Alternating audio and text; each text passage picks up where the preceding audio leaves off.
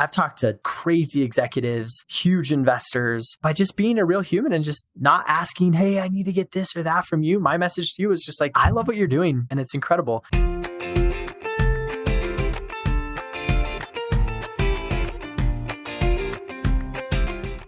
Hi, everyone. It's Kara Goldin from The Kara Goldin Show, and I'm so excited to have Sean Holladay here. Very, very excited. Sean Thanks for having me. Yeah, super excited. Sean had actually reached out to me through LinkedIn, and of course is a fan of Hint. So, I mean, so excited to hear from him. But then the more that we started going back and forth, and I started looking a little bit more into Spacestation, I was really excited to have him on the show. I think I had just messaged you and said, thanks for just creating a great product that I appreciated and loved. And then it turned into like, wait, maybe you should come on the show. And now we're here. Yeah, no, exactly. I loved it. And I loved some of the video that I saw of you and some of the other interviews. So it's super cool. So Sean, as I mentioned, is, he has two Seans in the company, which we'll talk about. So Sean Holladay here, we're talking to the co-founder of the Spacestation. He's based in Utah. And for those listeners that don't know Sean, he's just this awesome entrepreneur who's truly killing it.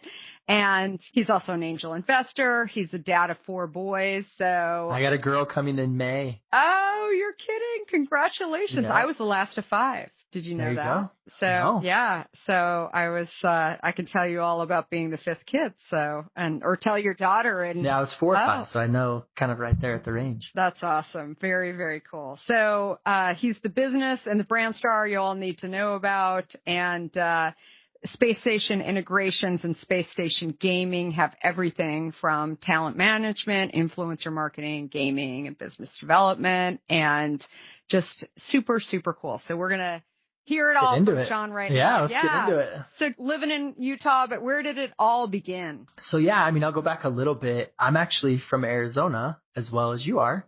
You're kidding. No, so I was born and raised in Show Low. So northeast. I know where Show is. Yeah, so Lakeside Eager. Little town. Yeah. It's awesome. So I was born and raised there, and my mom, so she just barely sold it about a year and a half ago. She owned a Dairy Queen. And so we grew up obviously with my mom owning a Dairy Queen. And then my dad started, 2 air medical companies. So like helicopters pick you up on the road, take you to the hospital. So growing up, I, learned and knew all about just running your own businesses and hiring and firing and scale. And, in the air medical businesses, it's heavy capital. So it's raising money and it's, having partners. And so I grew up constantly learning about and just being in the environment of having to put the work in, and the buck stops there, right? If my mom didn't wake up and she didn't make sure that the payroll was paid and that the building's lights and open the doors, we didn't make money. So that was kind of really like the genesis of, and where I had this like interest in creating my own piece of the world, like creating my own environment. That's so awesome. So that was, back in, Sholo. And then fast forward several years, obviously later, started, it's 2009. I'd come off my mission. So I served in Honduras with, later the story will make sense, with Sean Duras, my business partner, Sean McBride. So we had met there, but between 2009 and 2016, I had done, this is horrible time in the economy, right? So I do debt collect. First I do telemarketing. Then I step up to debt collecting. Then from debt collecting, I run a janitorial company. And that was the first taste of kind of real logistics and real growth potential, was running this janitorial company. We had like 50 locations. This is all in Arizona, like Arizona Biltmore, the Fairmont Princess, like locations that I'm sure you know. Yeah. And so we're just handling the cleaning of kind of the common areas there. And so I really learned how to, we had 120 employees. And so I really just learned how to like make sure that locations were taken care of and follow up with the managers of those locations, make sure they were happy. And so I was like, wait, this wasn't my company. I just worked for another guy. And I was just like, wait, there's something here. And I could see how I could scale it and do better and more. And we were doing that together. From there, I started my own company. So this is now like 2013, realized that I had just more. Me and my brother had kind of thought of this idea called crowd mics. So it would turn your phone into a microphone in a live event. And so I was in nursing school. My brother was working in commercial real estate, Tim, and we both said, let's just throw everything we've got and try to make this work. And so we threw literally all of our money. I'm a poor student. Like, this is my wife's money, by the way. So we throw all the money she had saved up. Tim throws his money in, and we get this app developed. Literally, imagine being in a room with 200 or 300 people. You talk into your phone and it comes over the sound system. And we're the first novel of its kind. We're like, we're groundbreaking. So fast forward, we ended up raising money out of Silicon Valley, like 1.6 million on a seed round. And so that gets going. And you're in Arizona at this point. In a garage with like a little air conditioning unit in Arizona, Mesa, Arizona. Yeah. And that was really the breakthrough of when I realized that, one, there was so much more opportunity in the world than I thought. Mm-hmm. And two, that it didn't take this. I thought it was always just this wizard person that had learned all these things. Like, I had founded a company with my brother, both of us totally normal dudes with no previous experience in the specific turning a phone into a microphone, which had never existed. And all of a sudden we're the thought leaders and we have influence and we're winning awards and we're raising money. And it just clicked that, like, wait, I can kind of do whatever. Honestly, like, I can create things and people will react to those. And there's groups of people that love this. And we found that out by pitching hundreds of people, and some of them would get really excited of them and some of them didn't care at all. And that was when it really opened up my eyes. And so we went on to sell that to Biamp, that crowd mics. We sold it to Biamp, and then it was like, okay, what's next? And that's really where, now it's December of 2016. That's where it gets started with the space station. So that's the backstory. Now we're here at the space station. Do you want me to give like a high level of what the space station is now? Yeah, to talk about Space Station. Okay. And how did you get that idea? And going from mics that turn into mega amps and amplifiers and I don't know if that's the right term or not, but you know what I mean? Yeah. Yeah. One to many, taking one microphone and everybody could hear you. So, I came up here for like a week to meet with Sean, my co-founder, and we were just trying to see if this thing could work. And at the time, Sean was the biggest Snapchat account in the world. So he had figured out, and he wasn't like, he didn't have any famous friends or cousins, didn't live in LA. He lived in Utah. He just found that Snapchat was just this land grab, right? It's 2014 when he started. So by 2016, he had amassed this following by just making really kind of creative, fun Snapchats, and his were doodles. So he would make these really fun, great doodles. He had been on like American Idol in the audience where Seacrest comes up. He does this like cool custom thing. He was on the Forbes 30 under 30. He was all this stuff that he just created by just putting it in the world and saying like, I'm the Snapchat guy. So by now he had YouTube, Instagram, Snapchat, and he had a little team of 4 or 5 people here that were just kind of creating this really media, just YouTube videos. So I came up a couple days. I see there's a roadmap. This thing could get bigger. We could just do bigger brand deals and, hyper focus in and consulting. Sean was just a really great marketer, and man, there's something here. So when I came up, the first 3 months, we just went really heads down on the Sean Duras brand. And we ended up working and doing a consulting deal with Viacom and Taco Bell. And we worked with Century 21 and Subaru and Xfinity and Tilly's. And it was this roller coaster for 3-4 months. And then we realized that the inventory of scale was one guy. It all depended on Sean. If he got hit by a bus, we were in trouble. If, he got sick for a couple days, production went way down and revenue followed it. And so we realized by about March, April that it was time to figure out another way to scale, because we both had a lot of ambition. It was great. The revenue was there, but we wanted to like really rocket ship. So intuitively looked around and said, if we could do it with Sean's brand in that way, could we do it with other influencers? And so the very first kind of outside of Sean influencer was a kid named Tanner Fox. And he's like an action sport athlete, a vlogger. And at the time he was 17 years old and didn't have any management, didn't have anybody really on his team. So we met him and I just said, hey, I think I can bring you some opportunities that you otherwise wouldn't get. and I'd want to take a cut of it, Sean and I, right? And I think we can help you. And he's like, yeah, please. Like, I thought it was going to be way harder, and I was all ready to like pitch him. And he's like, yeah, go for it. So we pick up Tanner Fox. At the time, he had about 2 million subscribers. He now has 10 on YouTube. Then the next talent was in May. We picked up a guy named Peter McKinnon. So he was a photographer, really strong kind of storyteller. And at the time, he had 300,000 subscribers. He now has 5 million. So these are the first 2 guys that we just happened to start working with that were both on these just rocket ships. So June of 2015, we founded Spacestation Integrations, which was an influencer marketing agency. We founded Spacestation Gaming, which is a competitive esports company. The Shonduras brand kept growing, and kind of we were keeping that going with videos and content. So now fast forward. So this is June of 2017. Fast forward. Spacestation Integrations has done deals with Hot Wheels and a sold out show at the Staples Center and a backpack that we had created. We even did work with Hint back in the day with Nick Sharma. And so, you know, we've worked with this just vast, big group of brands and incredible creators. And so that's now, you know, grown. The internal team's about 15 people. You know, we've done tens of millions of dollars of revenue through, you know, which is cool because we get to pay these creators a ton of money.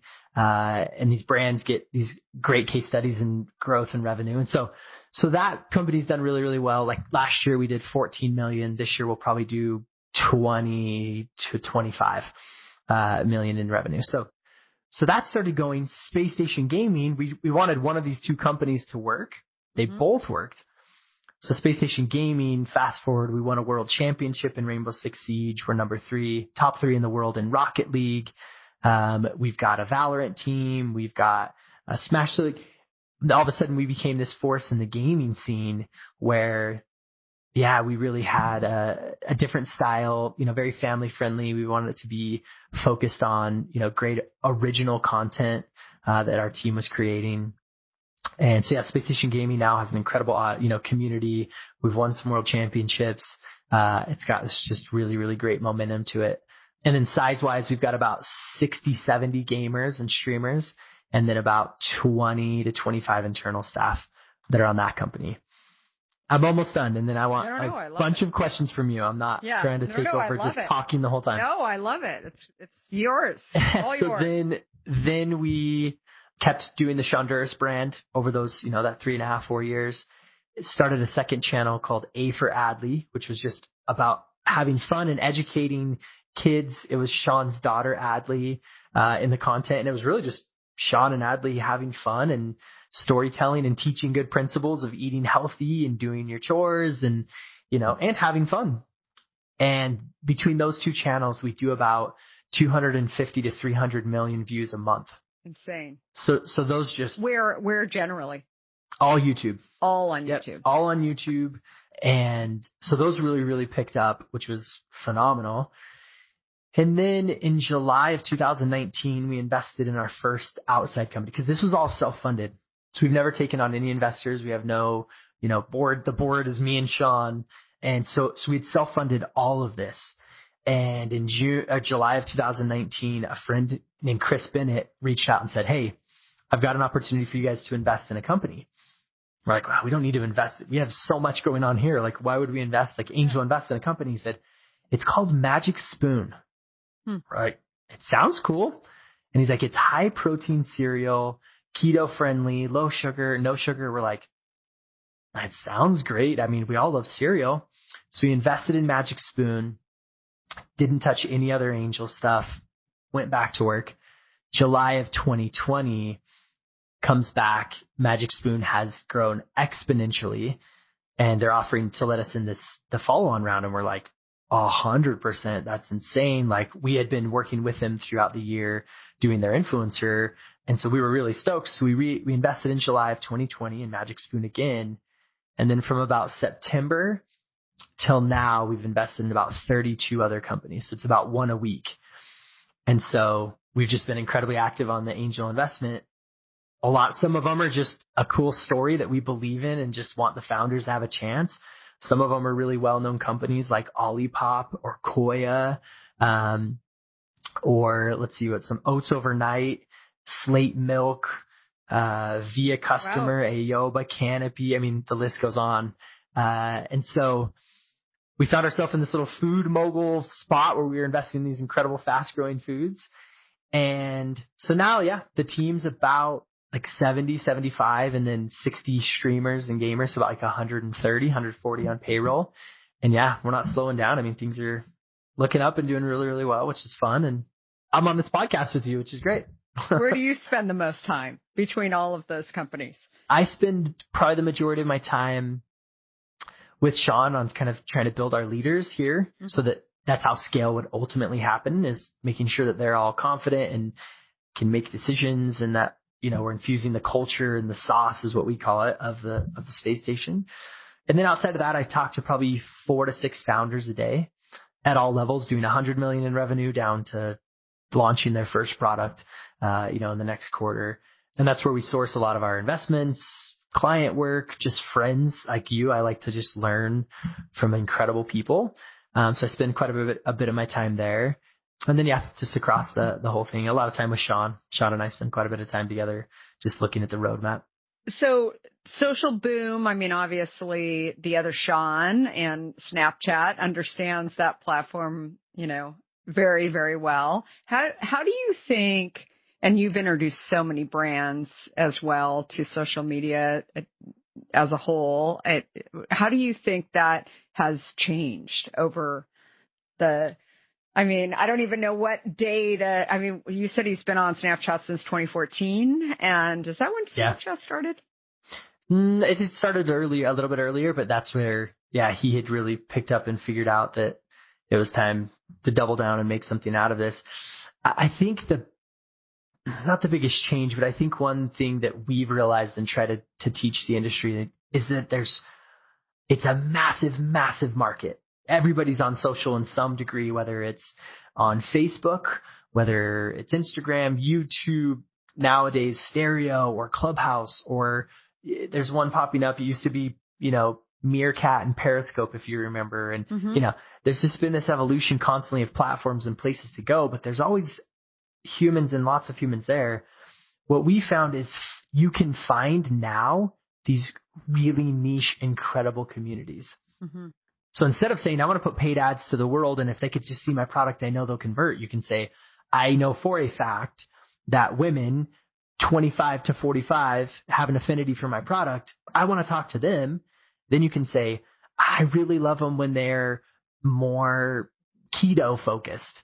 So now you can go and find a YouTuber who has keto, followers that are focused on women 25. And it's like, you can get so specific, and you'd be surprised. There is a community for every single thing. A watch community, a headphone community, a shirt community, a microphone community. So you just go in, and they might be small, might be 10,000 people. And then you can find right now, Logan Paul and Pokemon. It's this multi-million of people focused on Pokemon cards and trading and finding Charizards and that whole world. So you can go really, really broad, or you can go incredibly narrow. That's probably the biggest focus we try to help clients with, and individuals realize that, stay niche, find your pocket of what you're good at, and there's people there. And also, I just think you touched on community. I mean, I think it's interesting. I launched my book in late October, and people in the book industry or other authors kept saying to me, just get on podcasts.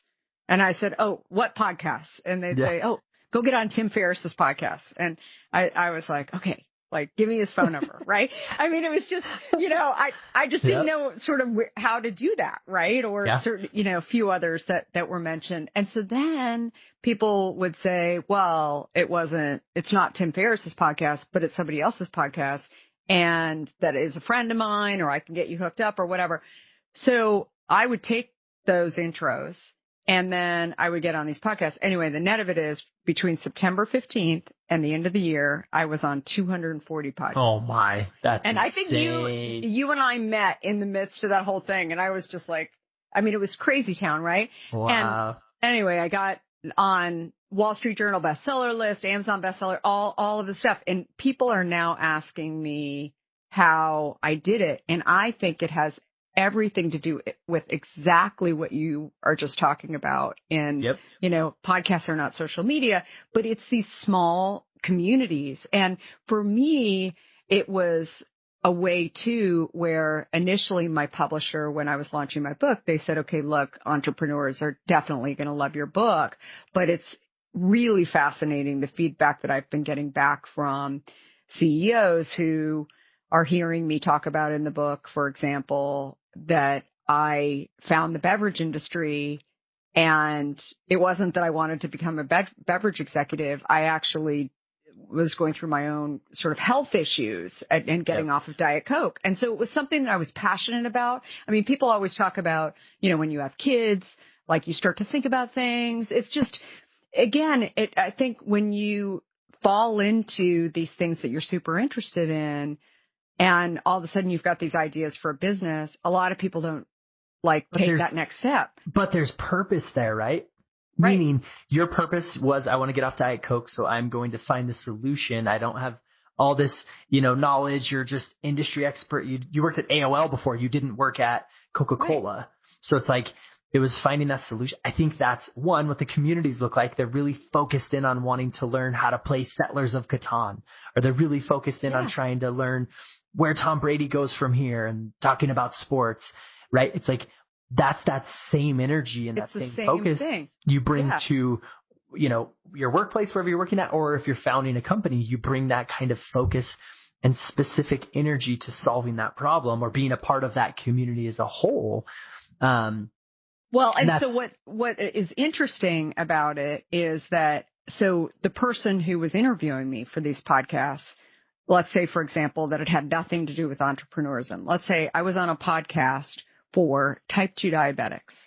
Yep. And now type 2, our product is great for people with type 2 diabetes, but they view that product as theirs, right? Yep. Or, you know, they view Hint because I'm in there talking about my book and why I founded the company, et cetera. But again, when I say to them, have you ever heard of this podcast that is based on like this guy, David Novak, who does a podcast on CEOs of companies. And I mean, they're very, very different audiences, yet when you're speaking to that audience, then they think it's theirs. There's some kind of ownership in it. 100%. And I guess it's the same with this. It's the exact same thing with social. And so anyway, the net of it is that I've got, you know, the publisher now who wants me to like disclose strategy around how I made all this happen.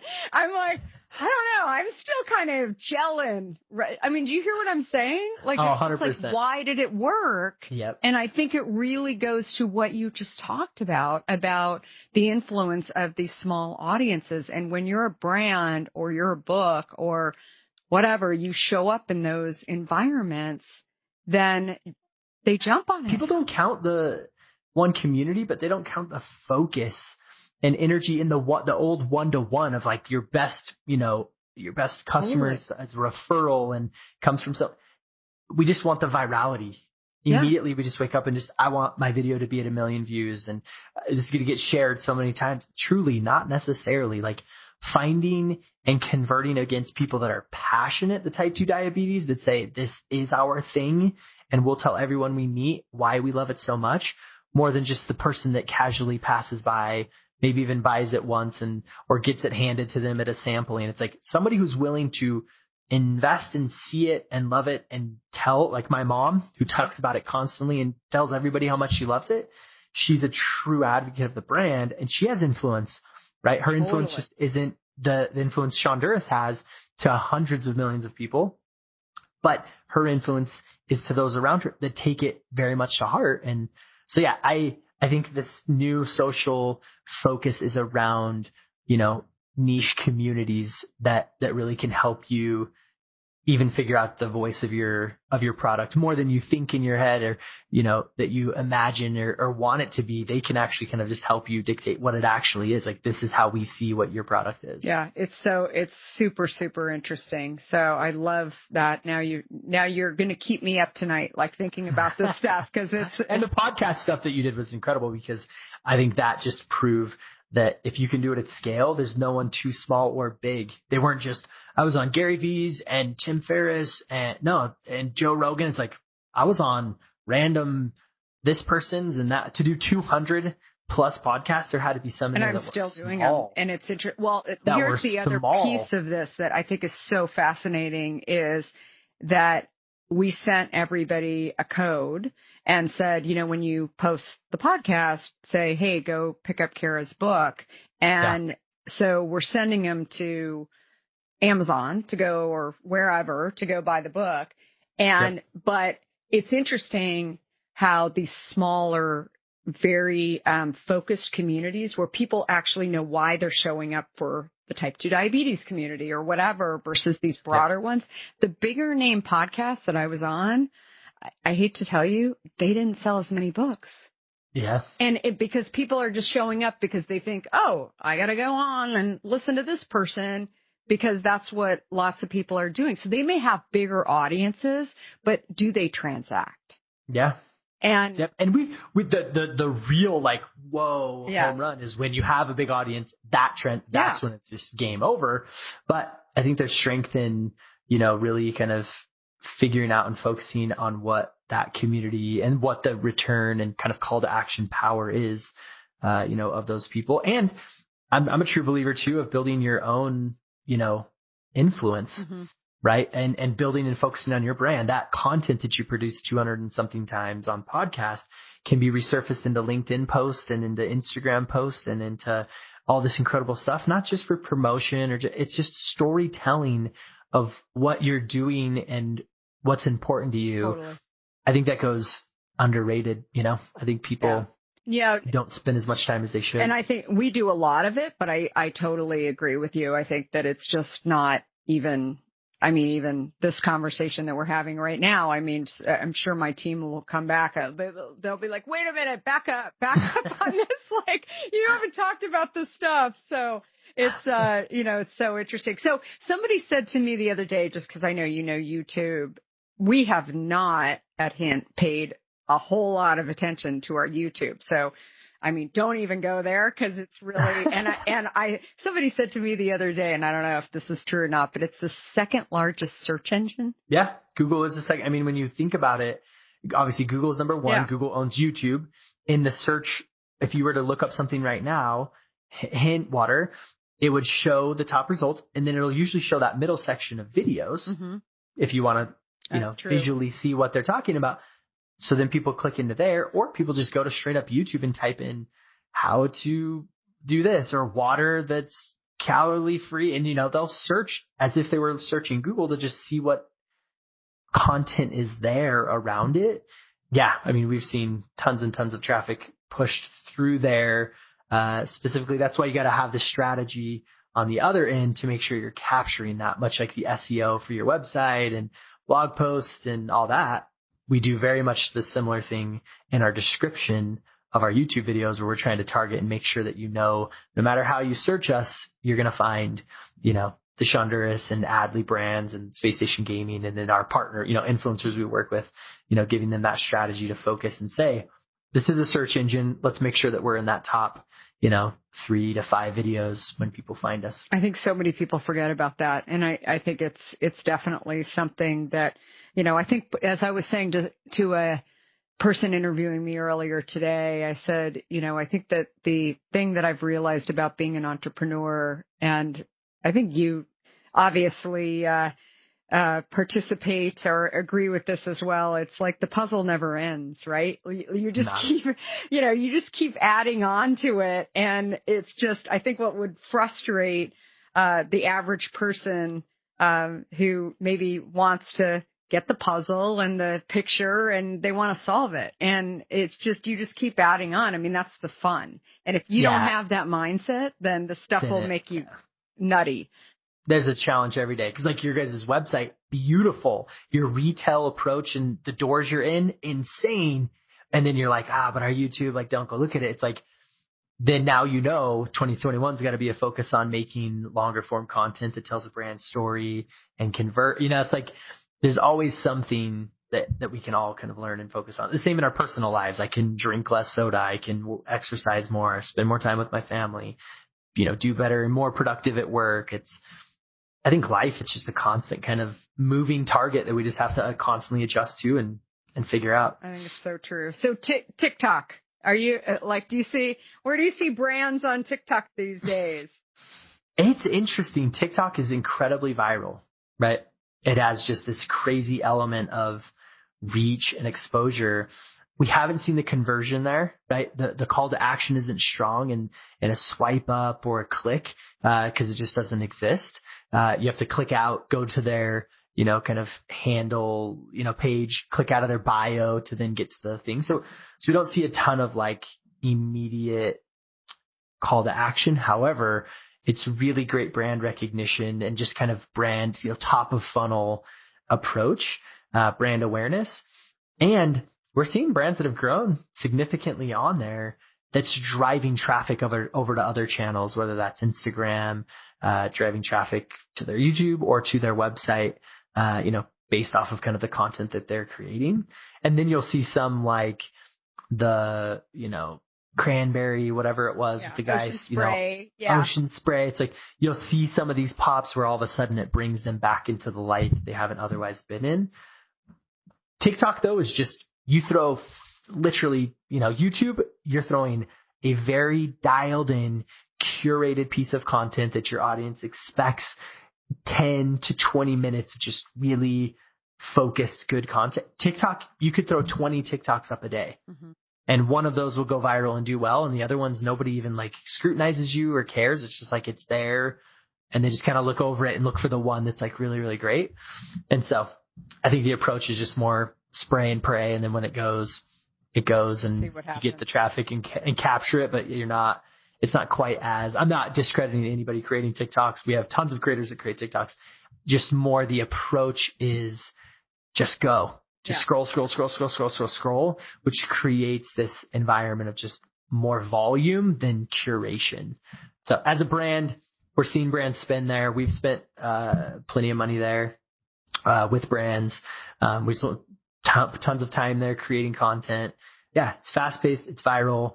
I think you've got to keep up with it. And you got to stay. It's not dancing. People think it's dancing. It's very little of what the platform is. It's just kind of got that from the beginning because of the D'Amelios and some others. But yeah, it's not. Yeah. It's actually interesting for I just started going on TikTok and I'm certainly not dancing. I more did it just because I was curious about it, satisfying my curiosity.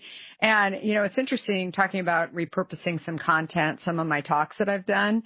Well, we're taking like 15-second clips and we're talking about being an entrepreneur. That's my focus on there, and about just building a company and just little things along the way. And it'll go. And a few of them have gone viral. And actually what I think is so interesting for me as a CEO is that my core audience is not the Gen Zers, right? Yet that's who's there. And they're finding me and they're saying, and they're learning and they're learning totally. And I didn't know, I knew that they were in a house where their parents were buying our product at Target or Whole Foods or whatever, but I didn't know how to reach them. And I'm actually reaching them right now. And it's super, as a leader, it's just, I'm curious. I'm super interested in it. So it's because I think we always think we have to speak to the demo that we're at. It's like, oh, okay, how do I be like relatable and super cool on TikTok? No, you need to speak to the platform, which the platform short form, very quick, nuggets and pieces of, whether that's somebody falling, it's got to be right at when they fall, not 20 seconds of it building up and just random. And then all of a sudden they fall. It's like, they just want the very short build up to get the context. They want the fall and then they're going to move on. So you need to build to the platform, but don't change your tone of voice because you want to be the aspirational piece there. You want to be the female founder that they can look up to and try to be one day. And so I think there's a difference, and this goes for all platforms, but I think you feed into the platform's needs. You're not going to make, an incredibly short video for YouTube. It's a longer form play unless you're doing a YouTube short, but traditionally it's like, it's a long form play. Your audience on Facebook, it's a completely different style. your TikTok can't be one, it just can't be long form because they won't allow it, but you need to feed into that like wow moment explosion to get people, to stay around and keep scrolling through what you're doing. So yeah, I don't think it's a change of content or style. I think it's just a molding to the platform specifically. Yeah, I think it's so interesting.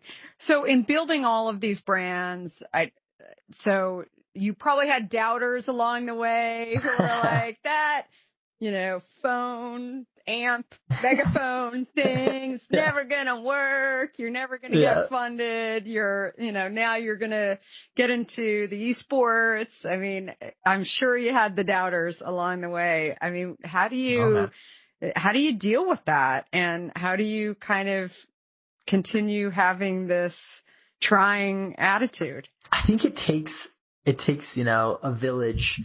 And for me, I was so fortunate the entire time to have incredible co-founders. Mm-hmm. I don't take that for granted.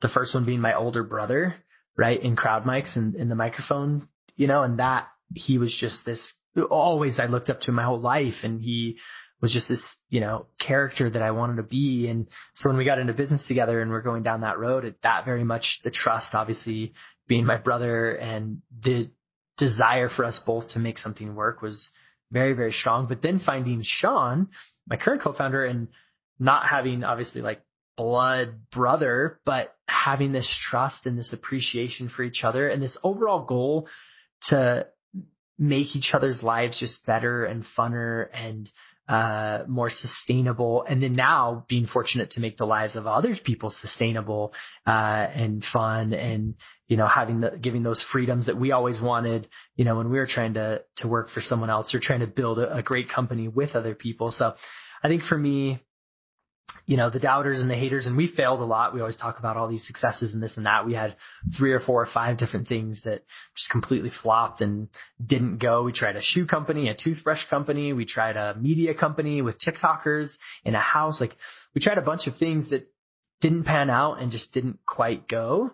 But the whole time it was constantly being able to look at the guy, for us, for me as guy Sean, but look at the person next to you and say, let's keep going, man. We got this. We can do this. Like, that's just a bump.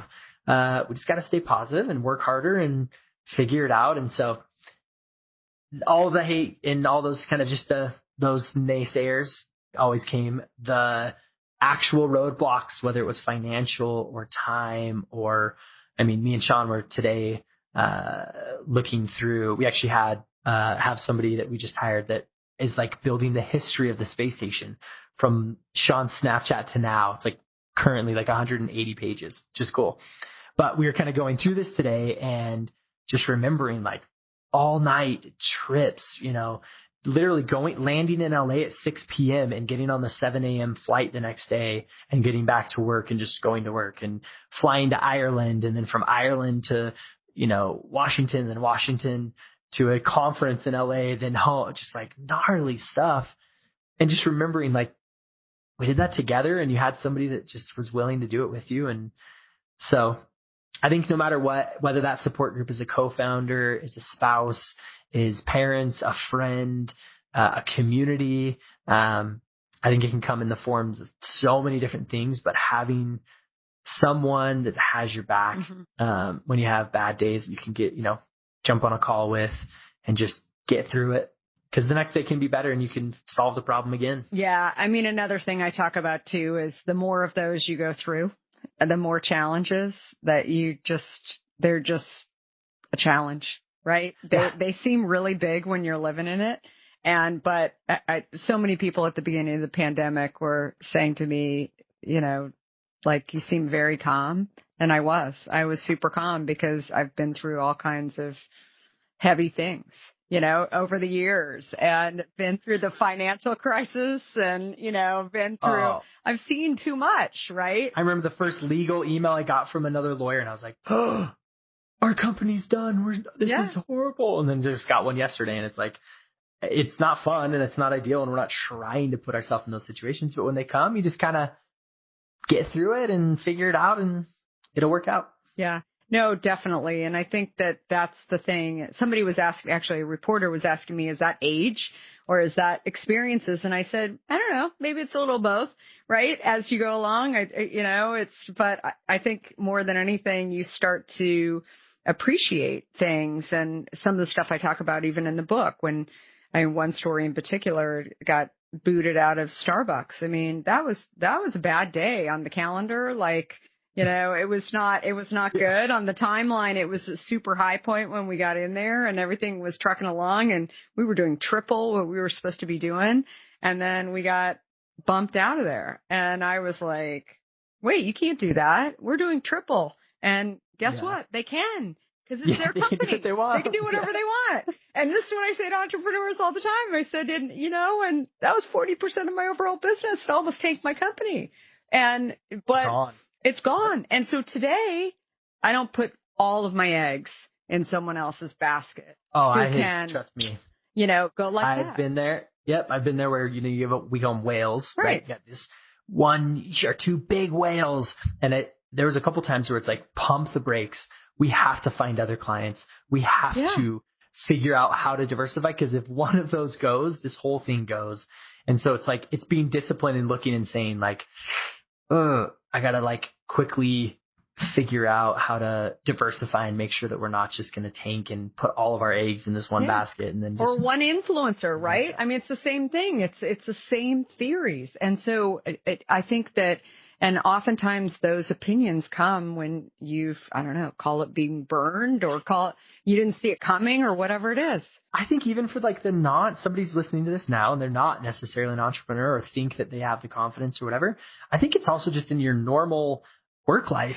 It's not just getting the golden handcuffs and being the one place where it's like, oh, I can't leave now. I know the flow and I know the person. It's like constantly just pushing yourself and just learning more, even if you don't end up changing and you're validating where you're at is exactly where you should be at, which is incredible. And I'm hoping everyone that's listening to this from the space station is thinking, I don't need to go anywhere else, but I wouldn't mind them talking to other people, interviewing other places so that they're solidified that like, this is the best situation. This is where I can give my 100% and get it back. This is my career, my future, my everything. I would love for them to go validate that in other places and come back and figure that out. And I think if you're listening to this and you're not going to start your company of a microphone and try to set, like, even just wherever you're at, it's looking and saying, I need to learn more. I can do more, and being willing to not just put all your eggs in that one basket, because guess what? I learned this recently and we learned it through the pandemic. Those aren't bulletproof.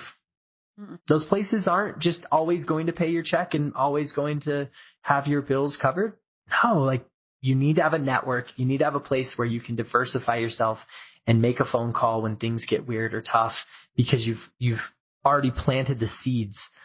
And too often we just look and say, oh, Big Brother's going to pay for me, right? Whoever the owner of the company is, Kara's going to Water's always going to pay my check. I'm good. It's like, yes and no. If you put in and you can do, incredible, but have a network. Yeah. That doesn't mean change your job every 6 months it just means after this podcast, go and reach out to a friend in another place and make sure that they know that you care and you're appreciative of them just as a friend. So when hard times hit, it's not like now I'm ringing the phones. It's like, I've been ringing the phones forever. We're good friends. We're good. Hey, do you mind talking to your boss? It's like having a strong network. I think that's important. Do you know who Porter Gale is? She used to be the chief marketing officer at Virgin America, and she did all the purple lights. She's awesome. She wrote this book a few years ago called Your Network is Your Net Worth. And it's so, that book has a long tail. That. Yeah. We're right here. It came from a LinkedIn message. Yeah. Well, and that's what I always say to people too, that I think in many ways, living in this virtual world that we're kind of in, most of us are in right now, it's just that, if you don't know how to tap into the power of these social networks, whether it's LinkedIn or other places, and actually connect with people, I think it's pretty easy to do it. And there are people that are doing it, and you can gain access to so many C-suite people. And you can get to anybody. Yeah. Honest truth. I sat down with Eric, the co-founder of LinkedIn, the first CTO. I'm like, I'm going to make it to somebody with LinkedIn just to say I met it, that I'm on the platform. Yeah. And I sat down with him in San Francisco in a coffee shop, like 2014, 2013, right? And it's like, wait, what? I've talked to crazy executives, huge investors, by just being a real human and just not asking, hey, I need to get this or that from you. My message to you is just like, I love what you're doing and it's incredible. And then you validated and said, oh, I think what you're doing is incredible and it works. I get obviously tons of messages every day that are just directly sales. I want to pitch you this and I got that. It's like, be a human, because you wouldn't want that coming into your inbox. Be a human. If it relates, everybody wins. It'll go somewhere. I think good people will give the time to everybody, meaning good people will go down the road because that's how they got where they were at, was by learning from every situation. Yeah, and people want to learn. I think even sweet executives, want to learn. And so if you actually are doing something that they're interested in, then put yourself out there to go and network. So this is absolutely awesome, Sean. I love it. Where can people find you? And on LinkedIn and LinkedIn, hit me there. Yeah. Sean Holladay on LinkedIn is probably the best. Instagram, it's all the same. Twitter, everywhere, kind of all around. Spacestation.com is one of our exciting moments. I remember back in 2017 when we acquired that domain. We thought we were so cool. Getting Spacestation.com, we always said if the worst case, we'll just sell it to NASA or Elon and we should be able to recoup this whole entire expense. Yeah, I love it. That's so great. So super. So everybody give Sean 5 stars and come back and see us every Monday and Wednesday with all kinds of cool, mostly founders and CEOs, but also every once in a while, just people with super relevant stuff that they're talking about that will apply to you. So thanks everyone. Have a great week.